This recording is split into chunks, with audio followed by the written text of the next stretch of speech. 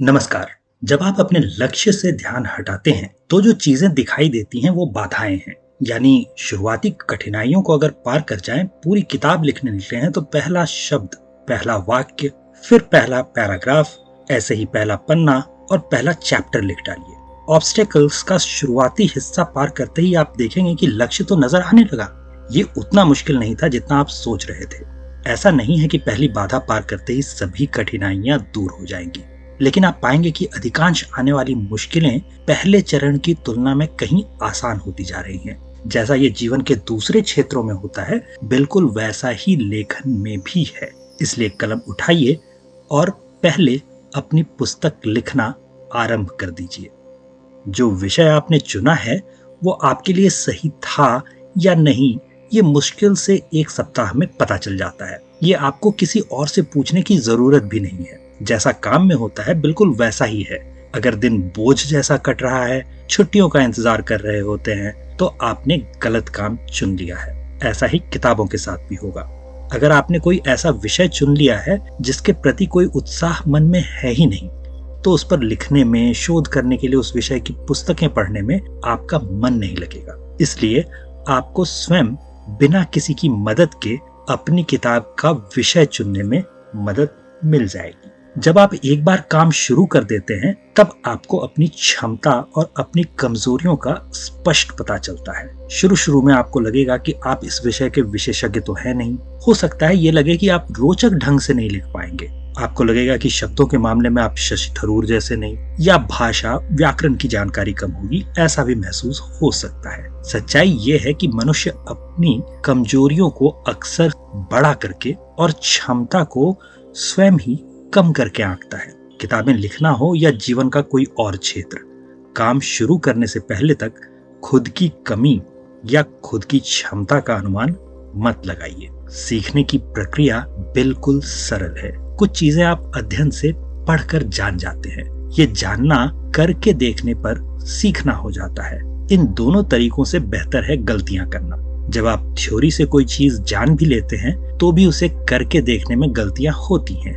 ऐसी गलतियां करने पर जब आप उन्हें सुधारने में सीखते हैं, तब आप असल में सीख रहे होते हैं। इसलिए गलतियां कीजिए, उन्हें सुधारते जाइए और सीखते जाइए। जी हाँ, एक ही गलती दोहराते रहने के बदले नई गलतियां करना है, ये तो याद रखना पड़ेगा। किताब लिखने में गलती करने का सबसे बड़ा फायदा तो यही है कि कोई और आपकी गलतियां देखकर आप पर हंस भी नहीं रहा होगा। गलतियों से सीखने की जहां तक बात है, ये याद रखिए कि गलतियां करना और उनसे सीखना एक प्रक्रिया है। आमतौर पर गलती ये होती है कि हम लोग ये मान लेते हैं कि सारी बातें हमें याद रह जाएंगी। इसका नुकसान ये होगा कि एक दो दिन में ही हमें नई बातें याद रहती हैं और पुरानी बातें हम लोग भूल जाते हैं। आम लोगों की तरह ही लेखक के लिए ये जरूरी होता है कि वो अपने जर्नल में ऐसी बातें लिखें। बाद में रिव्यू करते समय ये जांचे कि क्या वो गलतियां दोबारा हो गई हैं। अपनी गलतियों में सुधार लाए, जो सीखा था उसका प्रयोग करें और फिर जांचे कि सुधार लाने पर बदलाव क्या हुए। व्याकरण में, भाषा शैली में सुधार से वाक्य अच्छे हो रहे हैं क्या? नए शब्दों से वाक्यों को समझने में सुविधा होती है? वाक्य छोटे और सुगढ़ होते जा रहे हैं क्या? सोशल मीडिया के जरिए कई बार इस पर पाठकों की प्रतिक्रिया भी मिल जाती है। अगले चरण के सुधार में आप इनका इस्तेमाल कर सकते हैं।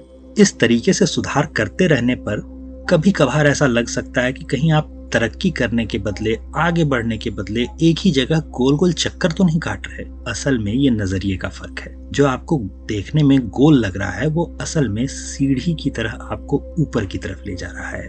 अकेले काम करने की वजह से लेखकों को कभी कभी ऐसी गलतफहमी होती है, लेकिन अगर कोई 3 किताबें लिख चुका हो तो वो आसानी से अपनी खुद की तीसरी किताब और पहली किताब में अंतर कर लेगा। लेखक के तौर पर आपको ये भी याद रखना होगा कि सारे जहां का बोझ आप अपने सर नहीं ले सकते। ऐसे कई विषय होते हैं जो आपको उद्वेलित करेंगे, लेकिन आप हर एक पर तो नहीं लिख सकते ना। अपनी किताब के लिए तय करते समय आपको 5-6 विषय मिलेंगे। कुछ विषयों को छोड़कर आपको अपनी किताब एक ही विषय पर लिखनी है, तो जो भी एक्स्ट्रा बैगेज हो उसे छोड़ दीजिए। प्रतिदिन थोड़ा थोड़ा प्रयास अंत में जैसे परिणाम देगा, वो एक ही बार के बहुत जोर के प्रयास से नहीं किया जा सकता। जैसा कि एटॉमिक हैबिट्स नाम की अपनी किताब में जेम्स क्लियर भी बताते हैं, अगर हर दिन आप 1% बेहतर होते जाएंगे तो अंततः साल भर में आप कुल 37% बेहतर होंगे और उस दिन आप ओवरनाइट सक्सेस या रातों रात सफलता के शिखर पर दिखाई देंगे। क्या एक दिन में या एक महीने में सीधे सीधे 37% की बेहतरी की जा सकती है अपने काम में?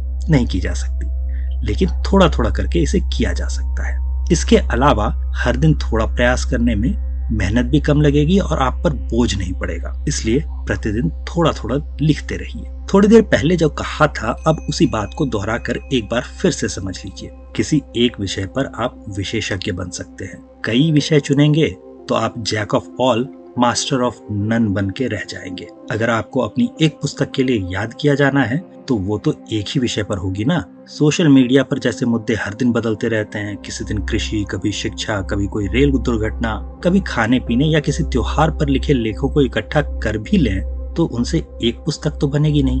आपको अपने चुने एक ही विषय पर टिके रहना है, उसे समय देना है, तभी आप लेखक बन सकते हैं। अनडिवाइडेड अटेंशन की जरूरत जैसे जीवन के दूसरे क्षेत्रों में सफल होने के लिए चाहिए, वही एकाग्रता आपको सफल लेखक बनने के लिए भी चाहिए। इतने के बाद भी याद रखिए कि हर दिन लेखक को भी अलग अलग स्थितियों का सामना करना पड़ता है। उदाहरण के तौर पर किसी दिन आप पर काम का बोझ हो, फिर सोशल मीडिया पर हुई किसी बहस से आपका मूड बिगड़ जाए। ऐसे में थोड़ी देर के लिए उस माहौल से निकल आइए, कहीं से टहल आइए। आपकी मानसिक स्थिति स्वस्थ होगी तभी आपकी ऊर्जा सृजनात्मक कार्यों में लग सकती है। क्रिएटिव राइटिंग जहाँ एक स्किल है, वहीं मन की स्थिति की बात भी है। कोई व्यायाम कीजिए, थोड़ा एक्सरसाइज कीजिए, कुछ घूमना फिरना, थोड़े दोस्तों से मिलाना आपका मूड अच्छा कर देगा। थोड़ा मानसिक आराम भी मिलेगा तो आप बेहतर काम कर पाएंगे।